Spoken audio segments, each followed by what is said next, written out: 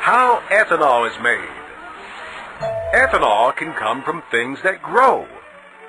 Starchy crops, sweet crops, and even plants or trees. These are what we call cellulosic material. But how do those crops get from the field to your fuel tank?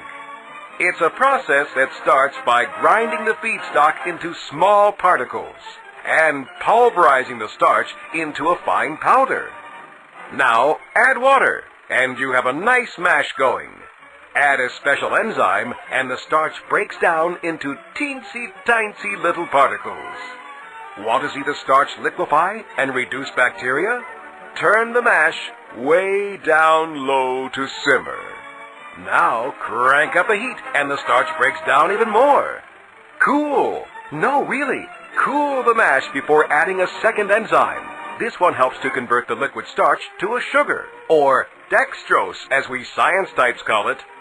And now it's time for fermentation. Let's synchronize. For the next 48 hours, we're mixing mash and yeast. As all you chemists and magicians know, this is where the sugar, presto, changes to ethanol, and the natural carbon dioxide is separated. See this fermented mash? It contains about 10% ethanol. But which 10%? To extract that ethanol, crank up the heat again and watch the ethanol vaporize. Then cool, then condense into this splish-splash liquid form. Now, you want to purify the mix, so remove any remaining H2O. And what's left is ethanol, about 200 proof. Potent, but it can't be potable, which explains the next step. Add a small amount of gasoline, from 2 to 5%. That's called denaturing, and it's a requirement for all fuel-grade ethanol. What happens to the leftovers?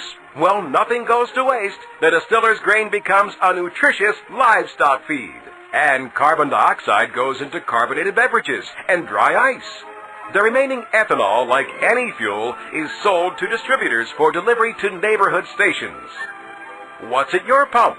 E10, a blend of 10% ethanol, can be used in almost any car manufactured since 1980. And E85, a blend that contains 85% ethanol, is for the increasing number of flex fuel vehicles on the road. Just so you know, the same process that converts corn into ethanol works with sugar too, and biomass, which is just another name for the waste from fields and forests. Today, look around. There are ethanol production plants all over the U.S., with more popping up all the time. That means more ethanol-enriched gasoline available in more places. So next time your tank is on E, fill her up with a high-performance, renewable, ethanol-enriched fuel. It's good for your car, because it runs cleaner and cooler. It's good for your country, because it adds American jobs and reduces U.S. dependence on foreign oil. And it's better for your environment, because it's a renewable fuel that greatly reduces harmful tailpipe emissions. And to think, it all started with corn. To learn more, visit our website at www.drivingethanol.org.